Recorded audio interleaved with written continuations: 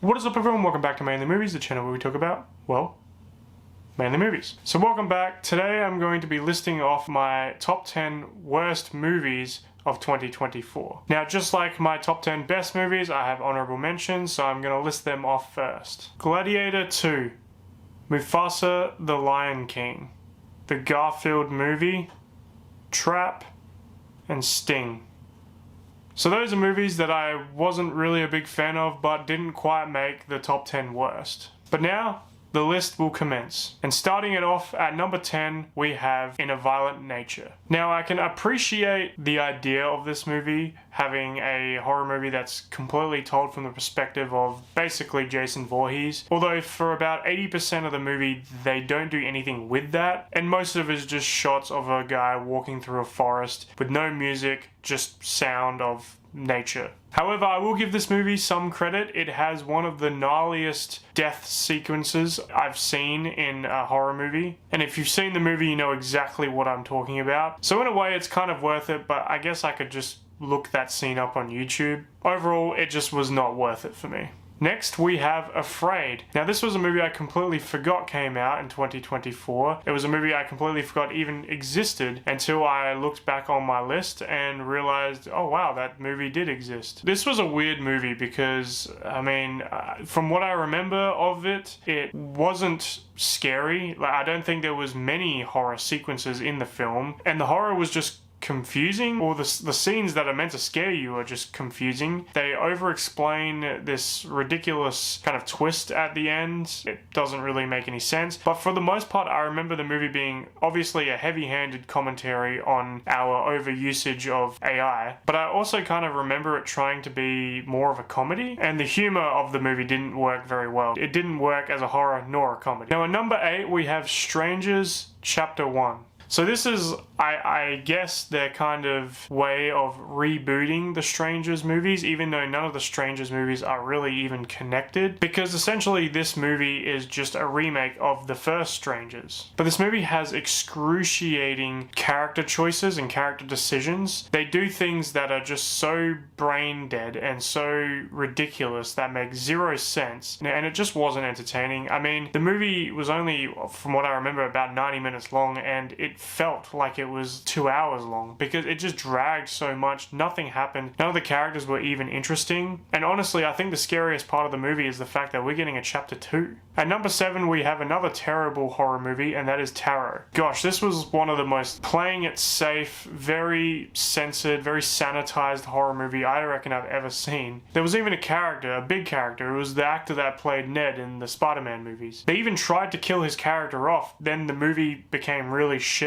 when he wasn't in the movie, so they brought him back for like the last 5 minutes of the film, but then it just kind of ruined his death, and his death was off screen as well. A lot of these movies I haven't seen since they came out in theaters, nor do I ever really intend to watch them again, but from what I remember of this movie, they don't really do a good job explaining how like the tarot cards work. They just kind of play the game and things happen, and then I think they do try and explain it at the end. I just remember the third act of that movie being so messy and convoluted and just and has like some of the weirdest visuals I've seen. At number 6, we have The Crow. God, where do I even begin with this film? Its overuse of modern edginess is very dull. It's such a bland movie. There was actually one sequence in the film where he takes out a whole bunch of guys with like samurai swords and is getting vicious and all, and I was like, where was this the entire movie? He had such a cool action sequence, but the rest of the movie was just bland and dull, and none of the characters were compelling, and the actors looked like they honestly didn't give a crap. It was the most laughably bad, dull movie. Again, another one that I can barely remember. I don't have any intentions of rewatching this film ever. Now we're down to the top 5, and this is where things start to get bad. At number 5, we have The Exorcism.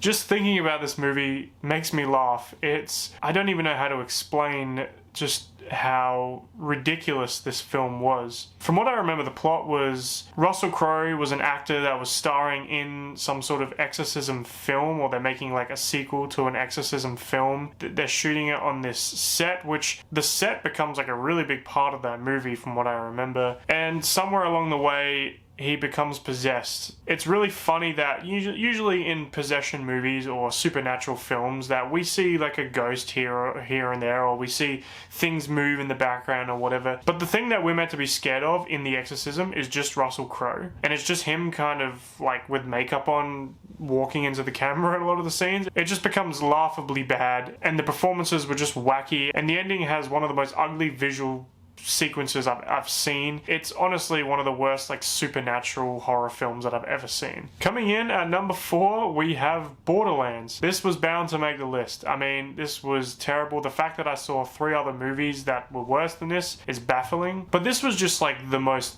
convoluted, messy, unlikable film ever made. And you know the movie's bad when Kevin Hart is the only character in the film that's like actually trying to be the serious one. I understand that the games are wacky and they're crazy, but this feels like a different sort of wacky and crazy. It just feels really poorly written, and there's so many jokes and so many things that I can only describe as trailer moments where they say something and they're like, it's like kind of like they're winking at the camera. This movie really could have benefited if they went the extra mile and made it like a higher rating, like an MA or an R. But no, it was like an M-rated film. It was very sanitized, played it very safe. The villain was one of the worst villains I've ever seen on screen. Nothing was compelling, and I do not understand how they got Cate Blanchett for this role. It would have had to have been some sort of contractual obligation. At number 3, we have Winnie the Pooh, Blood and Honey 2. Now, if you know me personally, I'm not a big fan of the first one, nor am I a big fan of the second one. I will give the movie a little tiny bit of credit. It is a little bit of a step up from the first movie, but not much of a step up. It's still just a very like schlocky, just poorly written, shits all over the source material. It's not funny. The gimmick just doesn't work for me. They try and give the main character,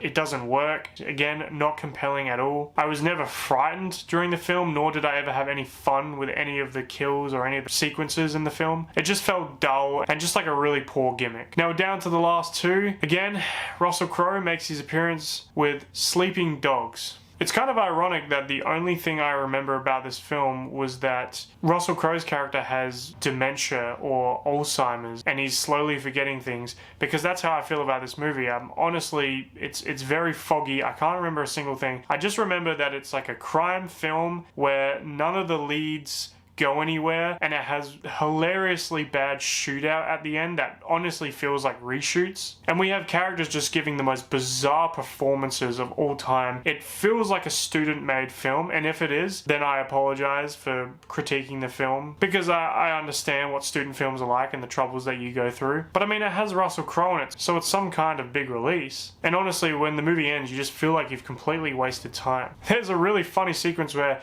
I think Russell Crowe gets like hit by a car. It's like the most obvious stunt double where you can see it's like Russell Crowe is there and he's chubby, and then all of a sudden it's like a skinny guy getting hit by a car. However, I do feel like I would rewatch this movie with The Exorcism and The Pope's Exorcist to have like this god-awful Russell Crowe triple feature. And I'll definitely need a whole bottle of Jack Daniels and maybe a whole bottle of Jim Beam as well. To be honest, that kind of sounds like a wonderful night. And if somehow I survive it, I might even chuck Unhinged in there. So that was my number 2 pick. Now we're going to carry on to my number 1 worst film of 2024, and that is The Watchers. Now, if you know me personally, you've probably heard me talk about how much I hate this movie. Not only do I feel like The Watchers is the worst movie of 2024, but I honestly feel like it's one of the worst movies I have ever seen. You know that phrase, show, don't tell? Well, this movie completely breaks that phrase. It tells us everything, like everything that this movie sets up. It has to have the most boring, most dull, most bland exposition explaining how things work. It has the most aggravating character decisions and choices that honestly make me so mad thinking about them. And the second half, God, just when I thought this movie was going to end, it added another 20 minutes to wrap everything up and explain everything, and I wanted to scream. I was the only one in the theater, and I still withheld myself. I've never wanted to walk out of a movie so bad. I've walked out of a few films before, and this was one that I definitely should have, because I feel like I honestly wasted so much time watching this film. They don't even properly set up the rules. The whole whole time I was constantly just thinking about how come they can't do this or how come they can't do that. And Dakota Fanning was just so bland and just like, she felt like a robot in this movie. One of the weird choices in this film, just like from a little visual standpoint, and if you're gonna do this in a movie, don't. At the very beginning, the movie sets up that Dakota Fanning's character works in like a pet store. And there's a shot where she's leaning over and she's packing something away. The camera is in front of her, and in the background, out of focus, her manager walks in. And her manager mentions she needs to go on a vacation and take some time off and enjoy herself. But the way that it's visually spoken to us, because he's out of focus in the background and he's giving us what seems to be important information, it gives us the impression that this guy in the background is like an elusive figure, some figure that's going to come back, someone that they're going to set up here in this sequence, and he's going to be like the big reveal. He's going to save her at the end, or, you know, he's going to turn out to be the villain. It's just visually, that is the message that this shot is giving to us. But no, having the actor out of focus, I don't even think was a creative choice. I just generally think they just did not want to show that actor. And it was so weird because he's giving the character the motivation to do what she needs to do in order to get to the area where the movie takes place. It was just a very bizarre choice, and the whole movie is just filled with bizarre choices. It's just an aggravating movie to watch, one that I'll never ever watch again. Occasionally I'm on YouTube or I'm on like the Google Play Store and it will be recommended to me to watch, and I get very mad. I almost want to break my phone or my PlayStation. But yes, that was my #1 worst film of 2024. I'm gonna have to give it to The Watchers. So there it is. There's my top 10 worst films of 2024. I've got both of these lists out of the way. Towards the end of the year, I'll probably do my best and worst of 2025. So yeah, that'll come probably towards the end of the year. Anyway, I hope you enjoyed the video. Please leave a like and subscribe, and I hope to see you guys in the next one. So stay tuned, and I'll see you guys next time.